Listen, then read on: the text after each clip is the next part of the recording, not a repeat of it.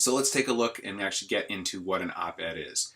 And I'm going to open up this article here, how to write an op-ed. So an op-ed, I'll just give you a brief little history. An op-ed started, what it stood for was opposite editorial. And what that meant is when papers weren't online, right? So 15, 20 years ago when all newspapers were print publications, you actually got the newspaper delivered. There's a section in the newspaper called an editorial. And what an editorial is it's the stance of the newspaper. So, for example, a lot of us, if you kind of aware of this, think of like the New York Times being liberal, you'll hear. The New York Times is liberal, and then you'll hear the Wall Street Journal is conservative. Well, you have to be careful of that because it doesn't mean that the reporting is liberal and conservative. The reporting for both of those are straight facts, like you guys have been learning in this class. There's straight facts. They're not taking a side. They're being very objective. However, there's a different branch within the newspaper that's the editorial section, and those of the heart of the Wall Street Journal and the New York Times do get to take a stance. So for the New York Times, they are more liberal. So when they look at issues, they'll look at issues in a more, progressive way, whereas as opposed to the Wall Street Journal, look at a more conservative way. And what those separate branches do is they write opinion pieces for the newspaper. They write editorials. So I'm going to give an example. Let's say, I don't know if hopefully obviously you haven't been paying attention to the news, that's part of this class, but the tariffs that President Trump, is instituting right here. So the Wall Street Journal's editorial board, that certain section in the Wall Street Journal that focuses on the opinion side of the newspaper, will look at tariffs and they'll say, we think it's a good thing what President Trump is doing. And they'll write articles saying that, we think it's a good thing and here's why.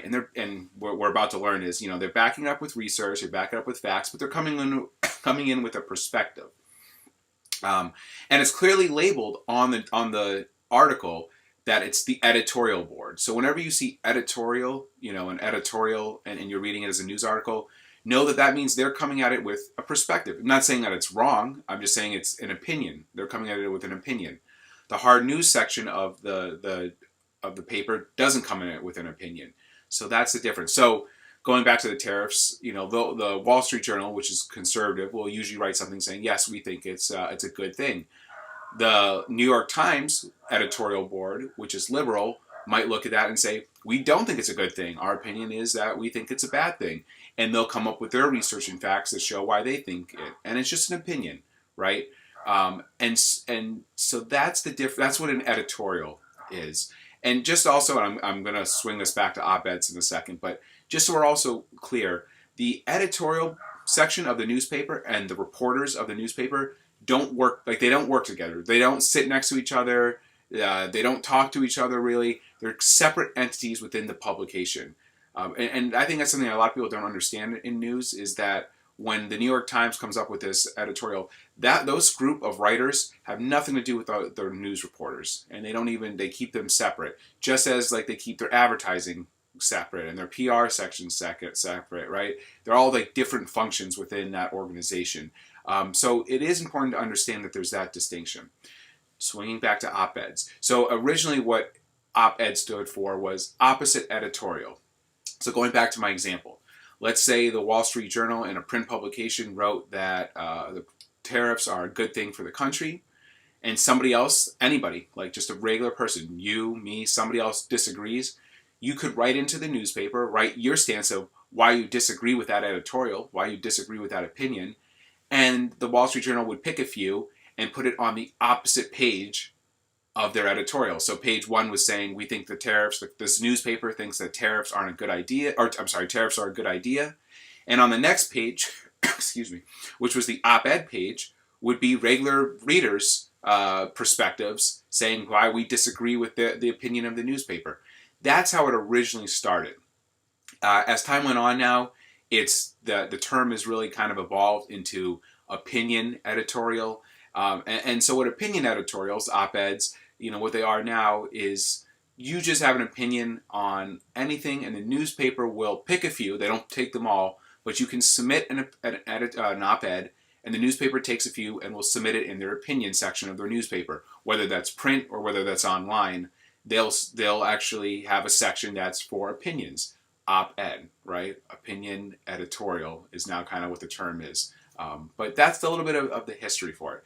So, as a quick recap, there is a difference when you hear the term editorial and op-ed. And here's what you have to remember. Editorial means it's the perspective of the newspaper. There's usually a few writers that are together within the newspaper that represent the newspaper. They all kind of have like-minded points of view.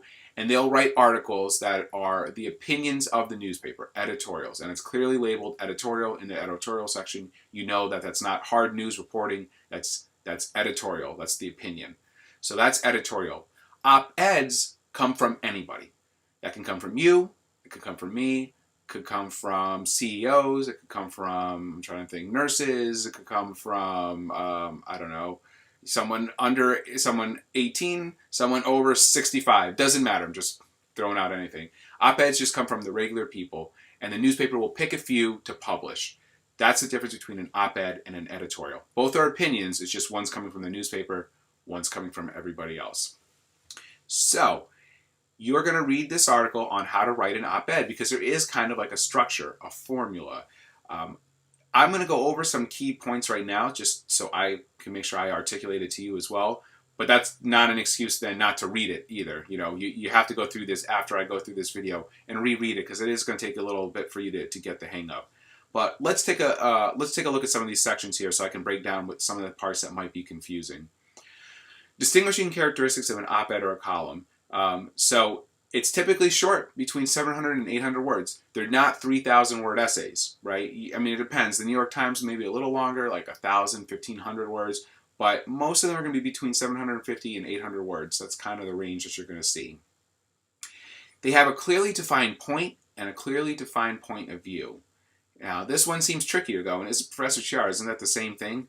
No, there's a little bit of a distinction, so let me explain it. A clearly defined point, which means you have to have a reason, a theme of that opinion paper. And let me give you an example. Let's just say you're talking about, I don't know, sports. No, I want to do something different with sports. Let's say you're talking about the environment. Let's stick with the environment right now. So the clearly defined point. So if you don't have a clearly defined point, maybe you're just mentioning everything with the environment. So you start talking about how the environment is changing and we pollute, but we don't really know exactly, which pollutions are bad. Then we go into like solar panels. I'm just trying to throw out everything. Then we go into solar panels. Then we start talking about the ocean, and then we talk about, China, what their pollution's like compared to the U.S. I'm just throwing a bunch of things out. Hopefully what you're starting to see is I'm just kind of like broadly talking about everything. I don't really exactly have a point to the paper. It's like, yeah, it's roughly about environment, but I've mentioned like anything that could be under the environmental theme umbrella. It's way too much. Having a clearly defined point is like honing in on an aspect. So maybe I'm talking about the environment in oceans, right? And that our oceans are getting polluted. And, I just focus on that. Or maybe I talk about air quality. Or maybe I talk about renewable energies, talking about how the environment could use renewable energies. And I'm just focusing on renewable energies. Or maybe one or two aspects. But the point is there's a clearly more defined point of it. Reading through, I can see a theme being intertwined throughout. I can understand really what this piece is about. And it's not just about all your like random thoughts. In other words, going into tangents. Sometimes when we do these opinions, people just want to go into tangents and they just almost stream of conscious. Anything they can think of, they just start throwing in there. You have to really hone it in on and say, what exactly am I trying to get across here? What is the point of this? So that's what a clearly defined point is. Point of view is taking a stance on it. So let's go back to my environment. Man, I don't know if you can hear it. My dogs are going crazy, so I apologize if that's distracting because it's distracting me. But all right, clearly defined point of view. So the point of view is going back to the environment. Let's say we say pollution. Yeah, we're talking about pollution in the environment. Well, it's not enough just to talk about just facts about pollution, how pollution's increased and, we have the highest carbon now and whatever, air quality is bad in these countries. And we just talk about that. You also have to take a point of view. So you have to say now, like, what can we do about it? Or maybe we don't do anything about it. Maybe, we'll take climate change. It's not just enough to say that the environment is changing. you have to now take a stance. Do you think it's man-made, or do you disagree with science and what others have said? Do you think that maybe you agree that it's man-made, but you have a different view on how to tackle it? So some people have one view of the way that we address climate change, others have a different view. That's the point of view. All right, so just to recap, because again, I know this is confusing. Clearly defined point, let's take climate change. I like this. Clearly defined point of view is you say there is climate change happening. And here is the reason why I believe there's climate change happening. And you give me all the facts that show me that climate change is happening. It's not enough just to write that as your op-ed. You have to have a point of view now. So, okay, we've established climate change is happening. And now your point of view is maybe what do we do about it? So you have a certain way that you think we need to address it, because others might have other opinions on how to address it. You have this opinion on how to address it. Or maybe your point of view is, I believe that it's cyclical. As a side note, you're going against 99.9% of scientists, but still, if that is your point of view, then you're clearly defining what your point of view is, right? And you're explaining that you believe that it's cyclical, and here's why. So one is having a point, and one is having a point of view. When you read this, hopefully it will make a little bit more sense too, but I think that maybe gives you a better idea when you read the two of those. All right, represents clarity of thinking. I know it's a very broad thing, but it usually means that there's structure to it, that things connect, that you're just not all over the place. Because anybody can just sit down and start ranting and write any thought that comes to their head. That's not really a good op-ed. It's not a good opinion piece. You have to kind of have like a flow to it. It has to tell a story, has to make sense, has to connect. You can't like contradict yourself. Have to use a little bit of critical thinking in there, explain like reasoning. That's what we kind of mean all by clarity of thinking. It's not just your thoughts, just your opinions. It's your opinions also then kind of backing it up and showing it in like a cogent argument. And here's the last one. It contains a strong, distinctive voice of the writer. So, when we're talking about voice, this is where it's very different from your hard news reporting. So, when you're doing your hard news and your profile story, you're being very you're the third person, you're objective. In fact, I've said, right, you're not the narrator of these, or I'm sorry, you're not the main character, you're the narrator when you're doing hard news pieces and those other kind of journalistic work. So you're just trying to lay out the facts. So there really shouldn't actually be a voice in there, because, whether I write it or you write it or, Joe Schmo writes it, it should all kind of sound similar because it has that same kind of structure in a news story. Op-eds are more like essays, and you're allowed to write in first person. I know this is going to confuse people, but op-eds you can write in first person because it's an opinion piece or an editorial even for the newspaper. It could be written in like the first person as far as they say this newspaper, but it's written in first person, right? So that means you can have a distinctive voice. So distinctive voice can be like maybe you're writing it in a little. Some people try to pull off humor in their op-eds. They maybe write a little sarcastically. That's okay. That's a distinctive voice. Maybe it's urgency. Right? So it's like, we need to act now, and everything in the writing makes you feel like this is the most important thing, it has to act now. Maybe it's doom and gloom, like this is depressing, and you just write it out and how depressing it is. Maybe it's a hopeful voice. Maybe everything is just very hopeful and encouraging how we can fix a problem. There's different ways that you can write it in your voice. So I'm not saying there's a right or wrong way. It kind of depends on the piece and how you are as a writer. But you should see some kind of voice in there. I should kind of get like a little bit of your personality. Unlike all the other kind of news stories that we write, op-eds, you can show your personality a little bit more. All right. So here are some just basic questions that you're asking yourself when you're writing the op-ed. Like, do I have a clear point to make, and so what is it? So at the end, you should be able to, in like one sentence, think of it almost like a lead, but in one sentence, you should be able to say, what is my point? Like, what is the point to this? What do I want to get somebody to get out of it on the other end? Who cares? And this is an important one. You have to be thinking about who you're talking about and like, why would they care about this? So for example, let's say for an op-ed, you start talking about, I don't know, trying to think of a good example. Motorcycles and wearing helmets, and you should wear helmets with a motorcycle. Well, most people don't drive a motorcycle, right? So maybe most people don't care. So maybe your whole point of it is you have to kind of explain why this growing deaths, affect so many others, and that could be maybe even dangerous for the road for you as a driver, or I don't know. I picked a topic I really don't know much about, but the point is, even if you do something kind of obscure, you have to be kind of connecting it. Like, okay, well, why should we care about this issue as a society? Why should we care about this? You also have to be thinking about who you're trying to convince.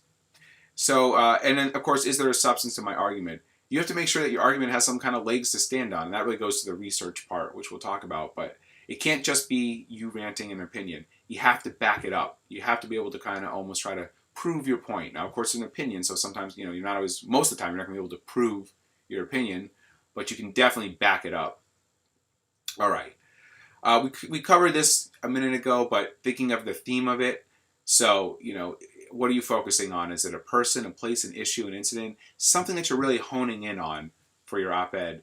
Is it big? Is it overarching in the column? What the theme is big and overarching. So, what's the main point that you're writing about, and why is it important? Here's a big piece. The theme has to appear early on when it is, early on in the story. And they also are going to tell you right here, or also serve as a turning point on a deeper level argument. But especially when you're at that, this is hard to do. This takes a little bit of, practice, like a little bit of experience. For you guys right now starting off, I want you to focus this off. The theme should appear in the piece early on. So and you're going to see when I give you your op-ed assignment, within the first few paragraphs, I should know what this is about. Do not wait to get to the middle or near the end, because if you wait to get to the middle or near the end, you're going to lose people's attention, or they're not going to really know what you're talking about. It's going to be, people have short attention spans. They need to kind of at least know early on what this is about, otherwise you're going to lose them. So within the first few paragraphs, we should know what it is you're trying to do. Here's another piece. I won't go over all this, but you have to research. You have to back up your arguments with research. So you might just think you know something, right? And maybe you're correct. Find me some research that supports that.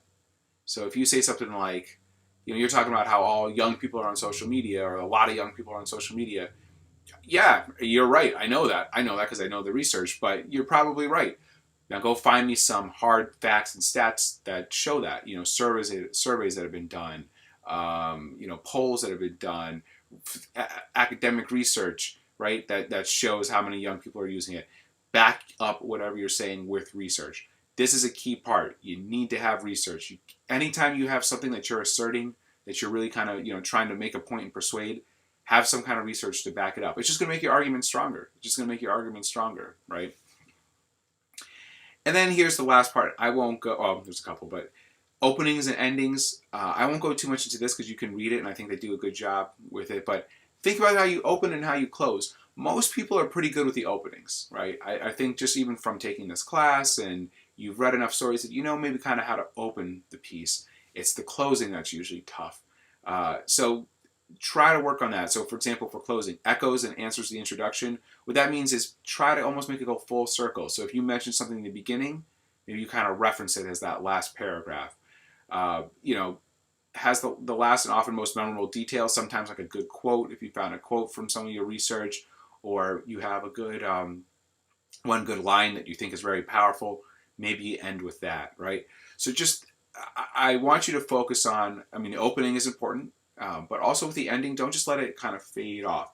End with a nice, strong note. End with something powerful. It's hard to do, but that's, I'm going to let you guys experiment and play around with this. Voice, we already talked about, but this expands it a little bit more. So go into voice, make sure you have a voice. And then if you still want to know a little bit more about op-eds, there's a bunch of great articles down here. I really recommend that you go through these. Our assignment is going to be based off of the lessons in this article, but all these here expand on some of these points. And if this is something that you're interested in doing, I want you to, to expand a little bit more, and it'll just make your op-ed better even for this class. Something else just to kind of keep in mind is, remember I said anybody can submit op-eds. So if you do have an opinion, maybe it's something you write for this class and then you want to use that, or you have another idea, you can search, submit op-ed for Hartford Current. It'll bring you on Google. It'll bring you to a link that shows you how you submit it, and you literally kind of just attach your Word document and you give it to them, and there's a possibility that they run it. They might not. Most of the times you don't get something published because it's very competitive, but every once in a while you would get in. So you can. I say this because I want you guys to know that you have this power. We all have this power to submit into these news publications. Even the Wall Street Journal and the New York Times, they're extremely competitive, but you do have the at least opportunity, and people do get picked. So yours might be one of the ones that get picked. So op-eds are always something for you just to consider, is to get your voice out there and to have, reach the audience of someone like a Hartford Courant or one of your local papers, or even like I was saying, if you hit the big time, a New York Times. Okay, so read that article again though, and especially now that we've gone through the video, and hopefully it will make even more sense as you read through. After you've done that, what I'd like you to do is, here's the Hartford Courant opinion page of their digital side, but a lot of these appear in the print paper too. And I want you to read a few and start to see the lessons that we've been talking about, see how they connect. They're not always all going to connect, because a lot of times op-eds, they're written by anybody, so op-eds might not, somebody might not do it as well as like you're learning in this class, because they might have never even had a journalism class. They just want to try to write an op-ed, and the newspaper will edit a little bit, but they usually let you kind of go without as much of a structure. So you might not see the best examples, but you're going to see a lot of what we're learning in class being connected here. And so when you're looking at this, I'm trying to go down here. Anytime you see something that says, let's take a look here, by a person's name, why millennials must make our votes count. This is an op-ed. Someone submitted this to the Hartford Courant. They thought it was what they want. The Courant said, yep, this is something that we could publish, and they published it, right? And you see it's by a person, by just a regular person here. So whenever you see op-eds, that's being submitted by somebody, from the public. When you see ones that say editorials, if you remember, that comes from the newspaper. So let's click on that for a second. Let it load. So these are all editorials from the newspaper. These are all stances the Hartford Courant took. Editorial: the Courant endorses Oz Riebel for governor. So there, as you know, there's a gubernatorial race here in Connecticut, and the Hartford Courant's editorial board, right? So their editorial writers, from the Courant's perspective, said, we believe this is the best candidate. And then they explain to you why. So all these are stances of the newspaper, okay? So when you see editorial, that's what that means. When you see op-ed, that comes from regular people. And when you see opinion, that comes from certain writers from the Hartford Courant. They have columns, is what they call them, right? So these are hired people from the Courant. These are, journalists from the Courant that are paid, though, to have an opinion. So unlike the hard news stories or the feature stories, they're not necessarily going out and doing reporting. They're writing an opinion piece. They're writing op-eds pretty much for a living. That's what their profession is for the Hartford Courant.